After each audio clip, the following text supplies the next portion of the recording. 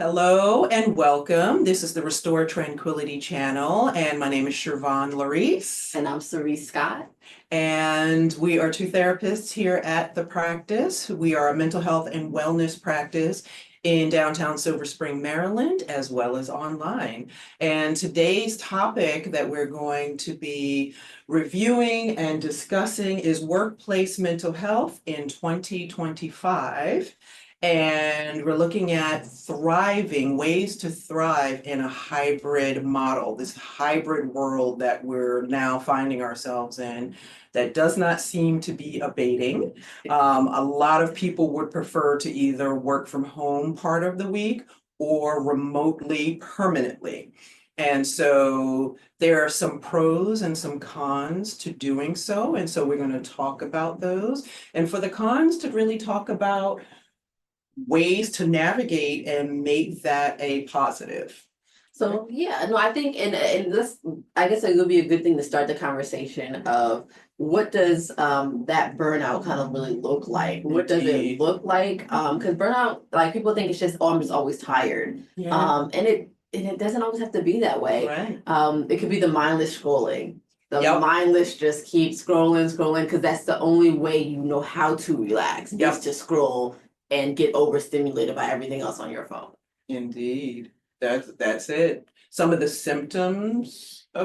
other symptoms of burnout is that kind of emotional exhaustion that people talk about, where they'll say, they may have slept, and so they're physically fine, but their mind is not fully all there, and they're feeling just like, that feeling. So you wake up and you still feel restless. Yes. You still feel like you never actually went to sleep, even though you know you slept 8 hours. Yep. And it's been funny because I think I've had those times where I wake up and I'm just like, when did I fall asleep? Yes. Like, did I ever fall asleep? I'm just here. And I feel like there was never that groggy moment of actually like, rolling over and getting up. It was just like, my mind is just like, up and was like, dang, did I go to sleep? Because hours have passed, but I still feel like I need to go back to sleep. Exactly. So there is that. Yeah.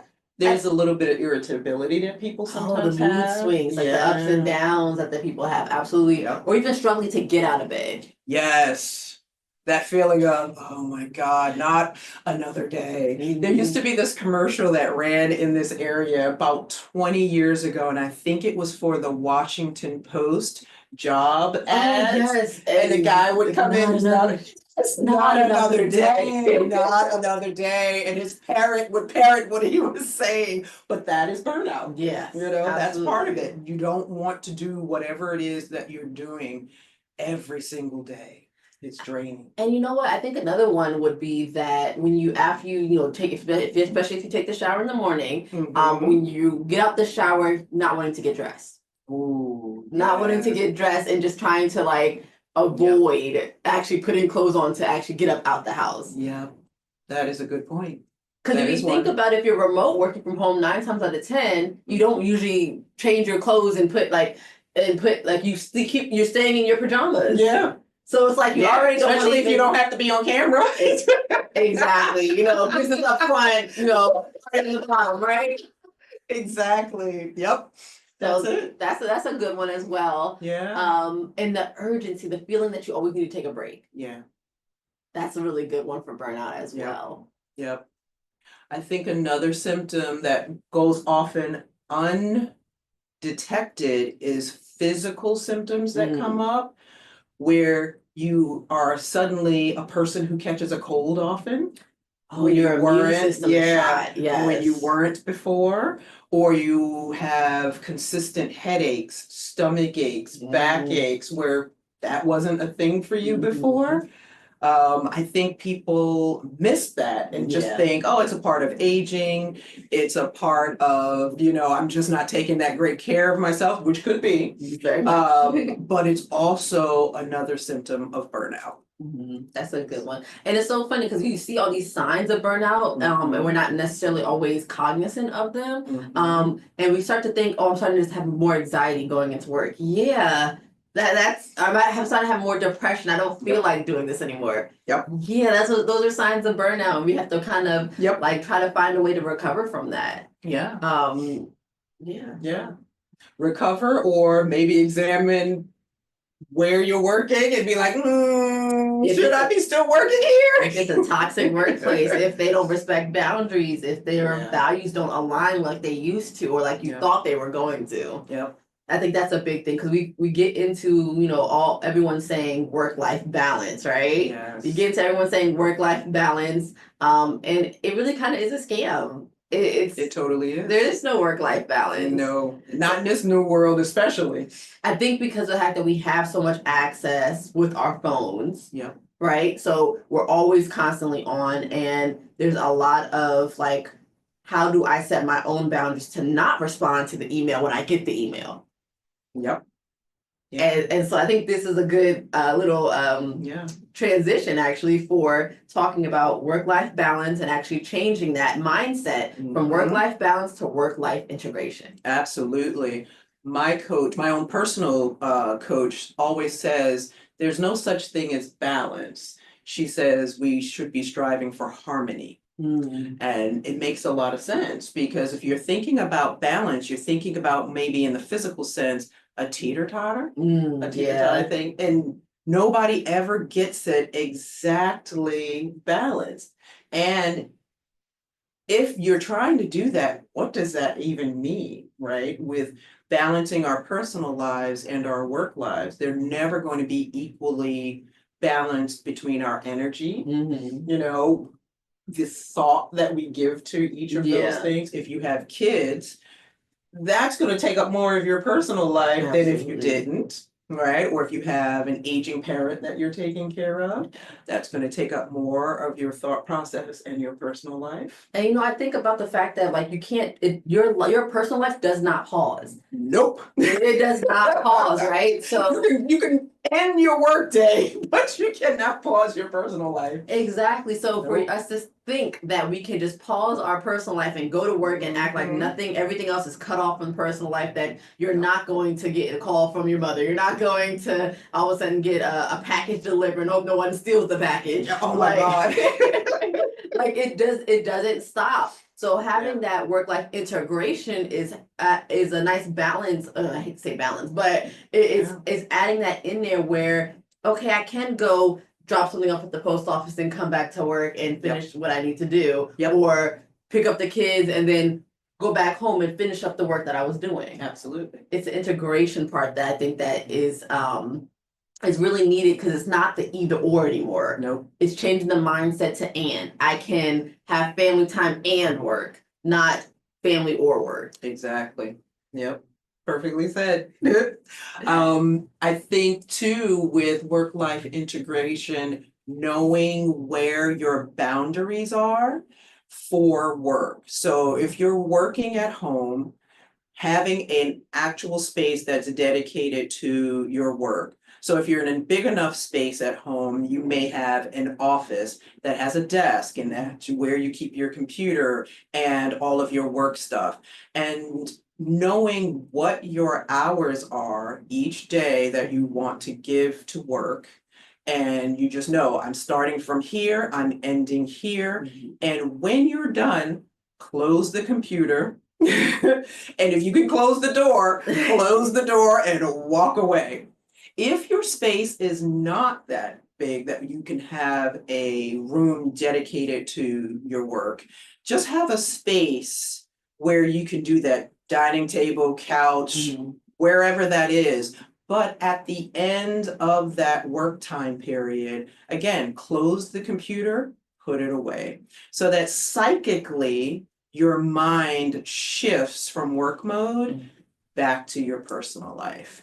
And that helps to also decrease some burnout. Yeah. And it's so funny, because I actually think I recommended that to a client not too long ago, where I told them one to use maybe one of those TV stands. Yes. The TV stands, put your laptop on it and have it certain, maybe one part of the couch is yours and your family don't pile nothing on that part of the couch. Leave it alone and have your TV stand there with your computer, and that time is work. It's for having to focus, or even play a certain, whether it's a certain track, lo-fi music that just lets you know, okay, I'm getting in my work. So when I hear lo-fi, when I hear this specific music playing, I know this is time to work. Yes. So I had those two things I had them do, as well as when it's time to put it away. Yep.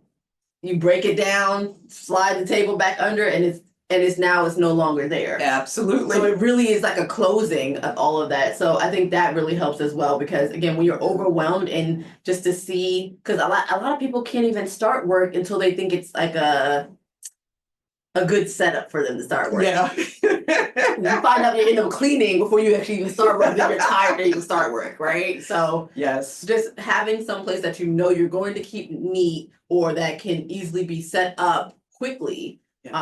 And be your own personal space for your work. It's really good. Absolutely.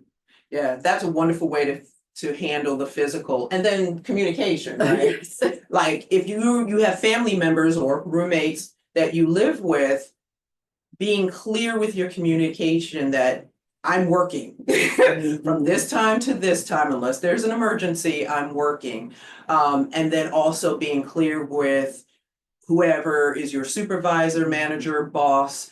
These are my hours for today. This is what I will be working on, and then I will be done at this time. And if you own your own business, being clear with yourself as to when your start time is and when your ending time is, and as much as you can, being clear with whoever you live with around those things. And when you're an entrepreneur, and I'm guilty, you work more hours because you're always thinking about your business, but you have to at some point turn it off.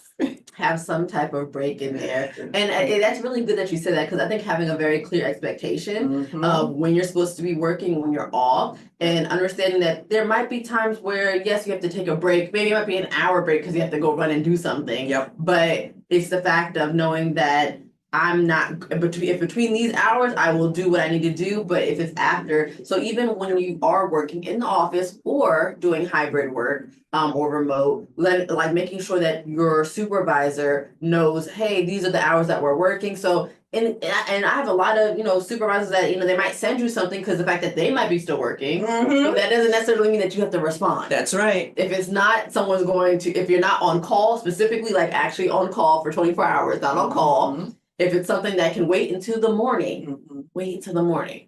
Now, one trick I would say that I have gotten better with is when I see something come up in my email, I want to respond immediately. Yeah. I want to respond immediately, and then I remind myself that it's 10 o'clock at night. Don't do that. Yes. But what I have started to do is because my ADHD, I cannot just not do it. Because I'm gonna forget about it. I won't go back in the morning. I promise you I won't. Yep. So what I do is I do type up the email. I go ahead and type up the email, but I schedule it to be sent the next morning. Yes. I have used that trick too. Schedule because I forget things as well. I don't know if I have ADD, but when I learned that Google gave us that feature, I started using it. And I'm an early riser, like for no reason early. Like I don't have to start work until 10 a.m., but I'm awake at 4. Yeah. So I'll check email while I'm sipping coffee, but I will schedule those emails to go out for business hours so that clients don't know that I was checking for something. But because as soon as you send an email that's outside your business hours, that it opens the floodgates of, oh, they can still respond. Okay, I'm gonna go ahead and keep pushing to see if they're gonna keep responding to me after business hours. Yep. And you don't want to start that habit. It's a bad habit to get out of. Yep. Set the boundary. Yeah. Set the boundary. Yep. Because your bosses will realize, or your supervisors will realize and be like, oh, they're working. You don't want that. Yeah, definitely not. Definitely not. Okay.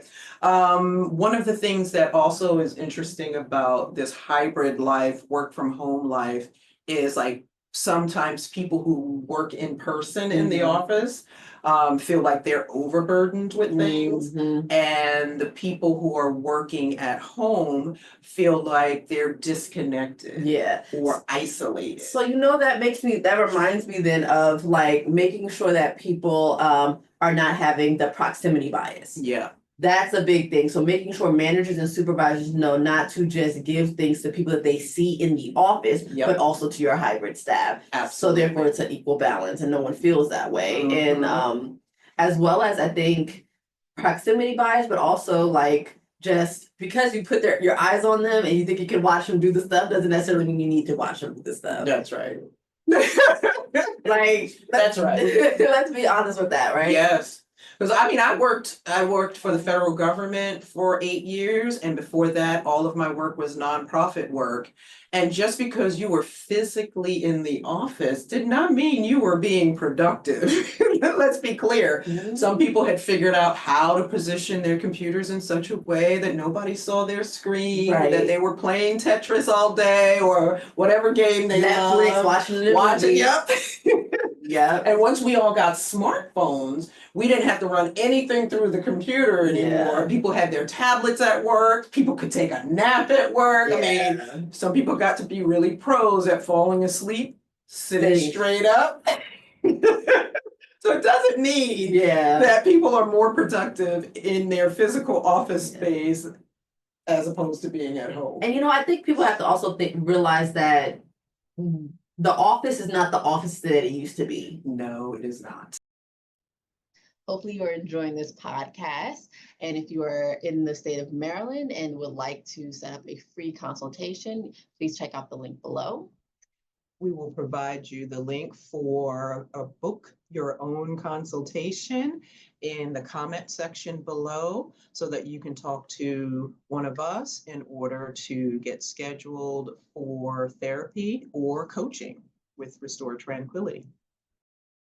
Like our office is really nice. I'm really appreciative that it actually is set up very nicely where it feels very like homey, but also like an office. Yeah. Other offices I've worked at where it's literally just you have a desk and you got the lights on. Like that's pretty much it. And anything that any desk organizers, anything you have to come out of pocket for it and bring there. Yeah. And so it's like, well, why would I want to return back to the office when I have at home a nice little setup where I have all my nice little stuff and I don't have to leave it here, right?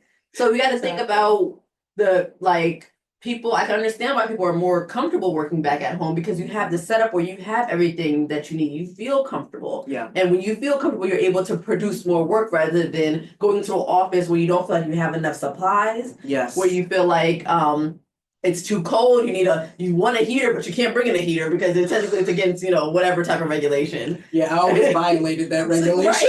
Right. I always had one for my desk. Exactly.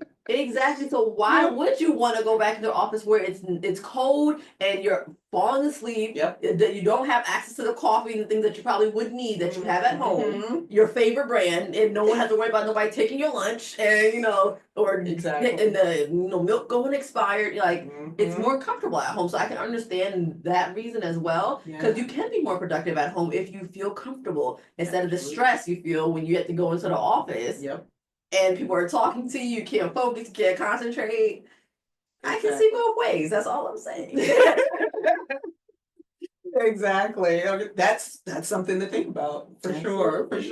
So let's talk about the resilience. The resilience of actually pulling that back out and being able to change and shift with the moment. Yeah. There are a lot of companies like I think it was Amazon and AT&T that in January, so just 2 weeks ago, said that 2025 everyone's going back in the office 5 days a week. Yeah. Now, from what I've been hearing, it has not been so successful. Not surprising. Yeah, not surprising. And I'm not sure if they thought everyone was going to quit. Not everyone. Don't get me wrong. But a percentage. They thought a percentage was going to quit, and then they would be able to hire people that they knew they were coming in office immediately. Yeah. For a lower salary. Man, capitalism at its best. So just be on the lookout for that because I know a lot of people are really upset about going back. Yeah. And because people have moved. Absolutely. And in our area, we're very close to DC. And so the federal government is a big employer around here. And a lot of the federal government agencies are also trying to bring people back.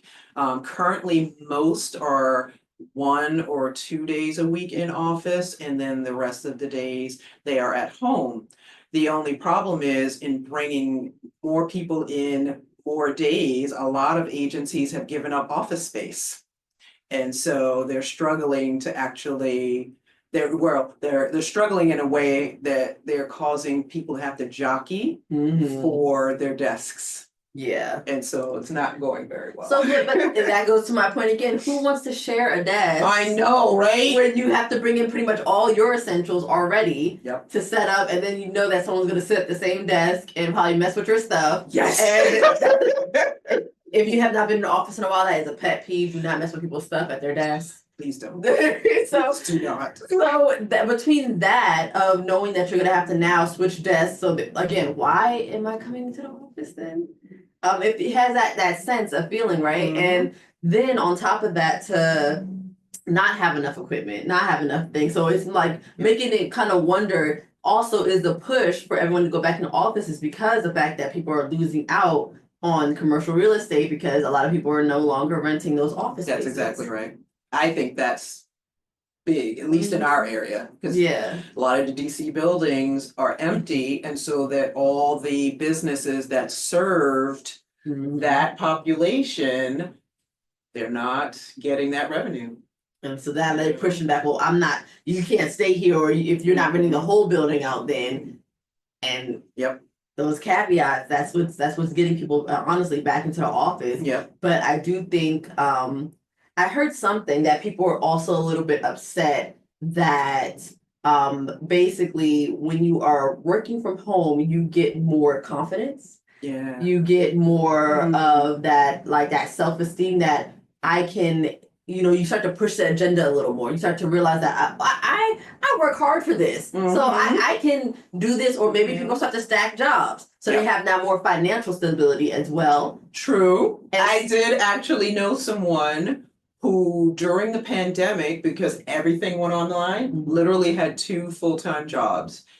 I had a few clients like that, yeah. In that year of 2020 to 2021, he paid off every debt he had and saved a crap ton of money. Awesome. Quit both jobs, and he is traveling the world. I haven't seen him since. That's the dream. That's the dream we want to get to. We're not there yet. See, we're so guys.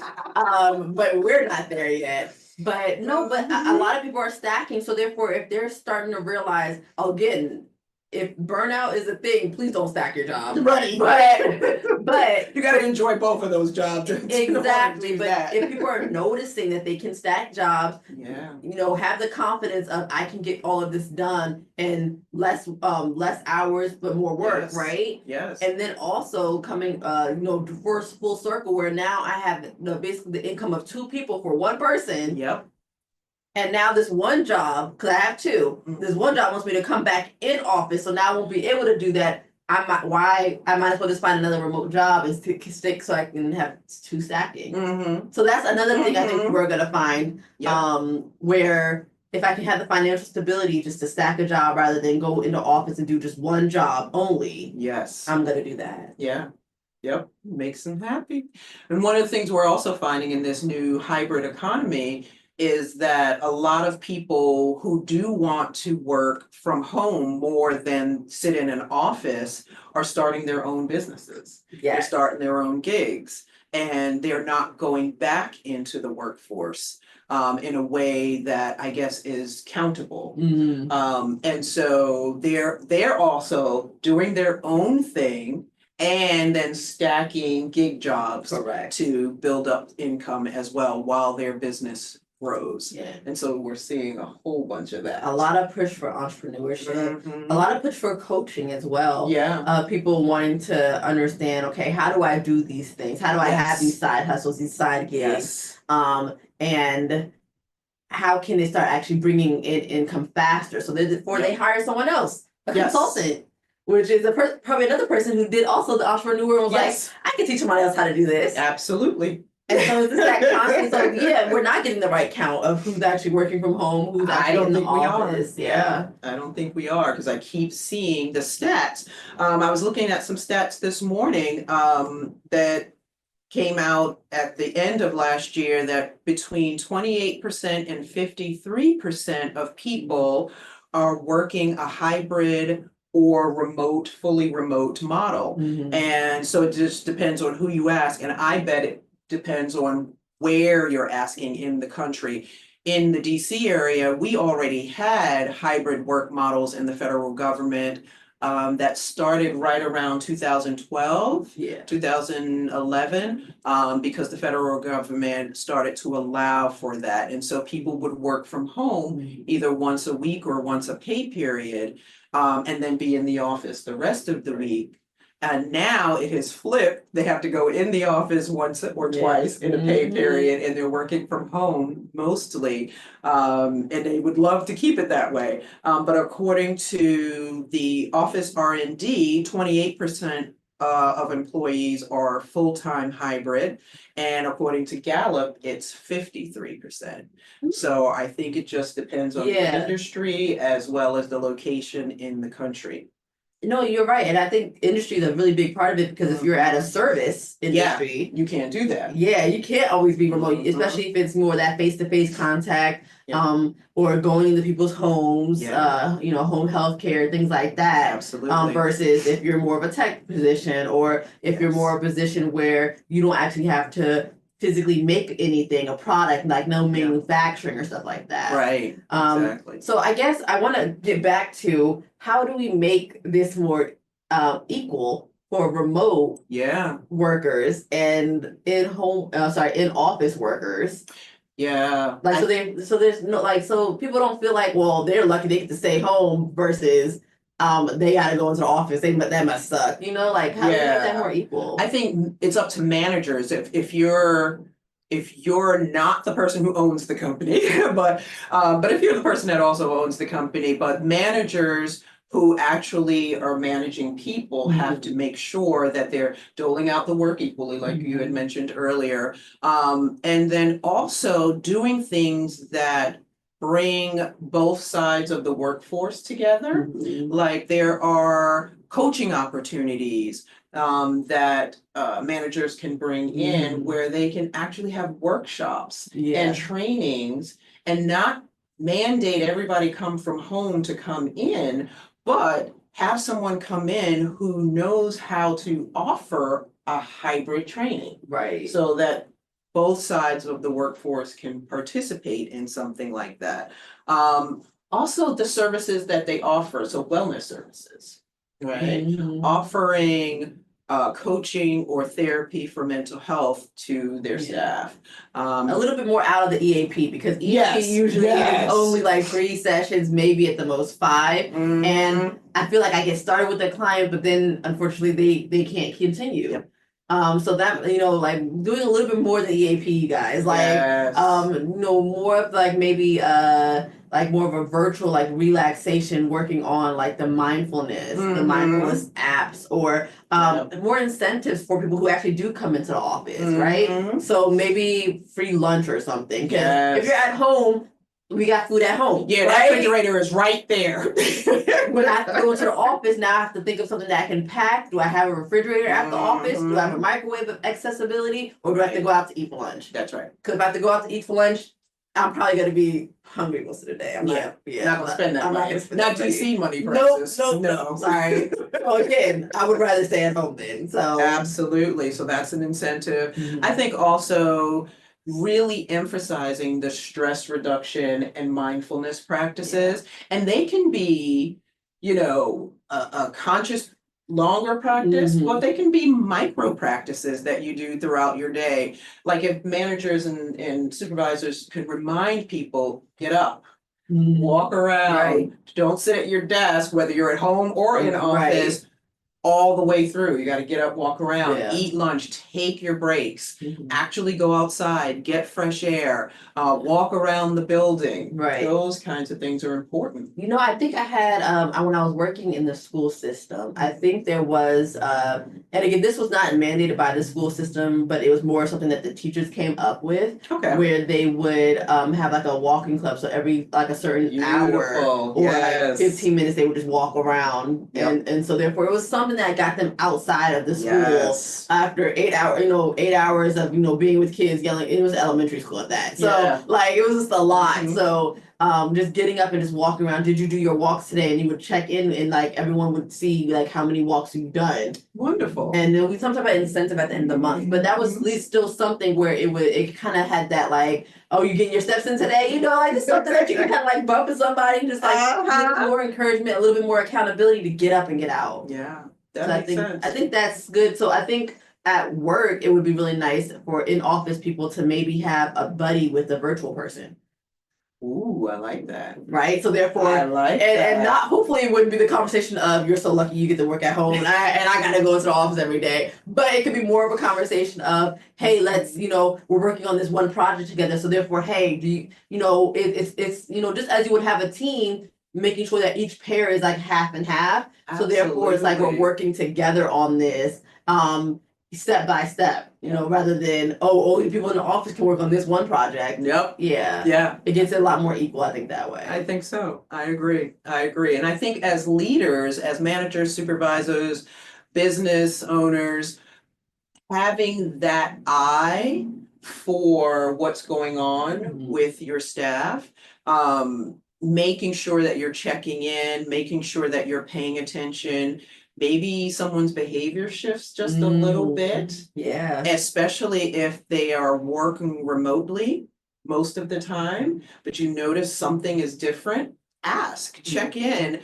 We want to have leaders have more emotional intelligence. Yeah. I think gone are the days where people believe you leave personal life at home and you just come to work and you're stoic and you're doing the thing and no one talks about their that's that work-life balance. Yeah. We don't want that. No. We're not separating it. Exactly. We're gonna go ahead and integrate it. Yep. So therefore it's both. So therefore you understand that you have a whole employee. You don't have a half of employee. You have a whole employee that has their own life, that has their own issues, that has family difficulties, that have mental health issues, that have physical issues. That's right. And you have to think of the whole person. That's right. Versus just clock in, do your work, and clock out. That's right. And do not be afraid of mental health conversations.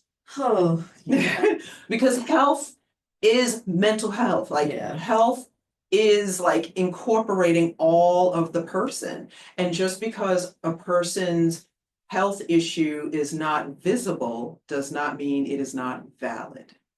So that is something to keep in mind when working with humans. Yeah. I think people don't recognize that, there might be a time where, you're having a great day, but there's also times we're not having a great day. But guess what? We're still pushing through. We're still here. We still showed up. That's right. So we need a little grace.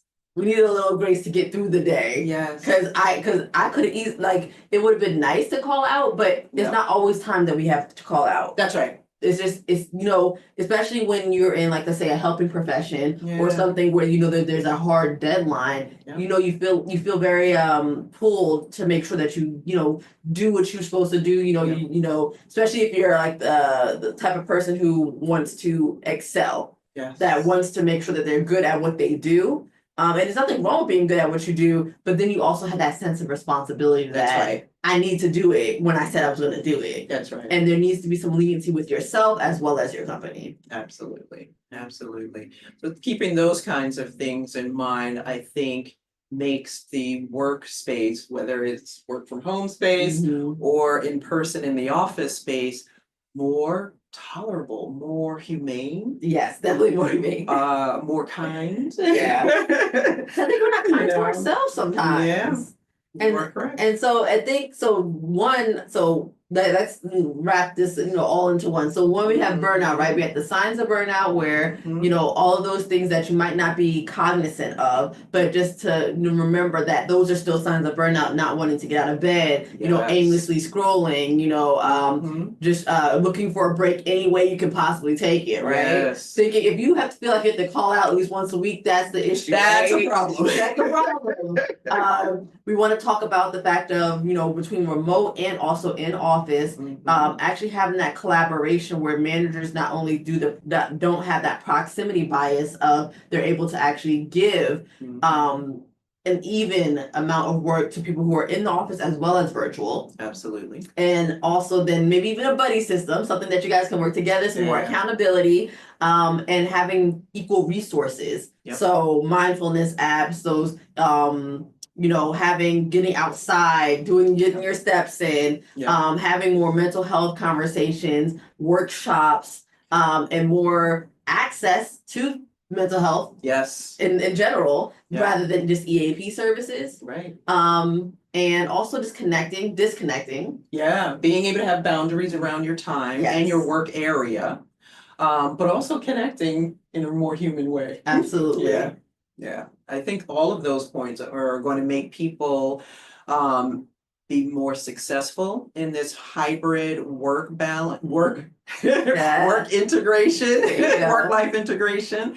As we move into 2025, a lot of people are asking this question of, is remote or hybrid work going away anytime soon? I don't believe it is. Yeah, I don't think it is. I think we have to find a better way to do it. I think so. But I don't think it's gonna go away, especially we have so much access everywhere. No matter, we don't have to be in the same location to have a good Yeah. It just doesn't have to be that way. So Yeah. there's a lot I'm excited to look forward for this year. Mhm. A lot of trends that hopefully we'll be back on here talking about. Yeah. And having this discussion and really making it an open discussion to not only be a discussion, but to find some solutions, some resolutions for what's to come with actually having this work-life integration. Indeed. So thanks for joining us for this discussion. If you have any comments that you would like to leave or questions, put them in the comment section. We'll get back to you at some point on those questions.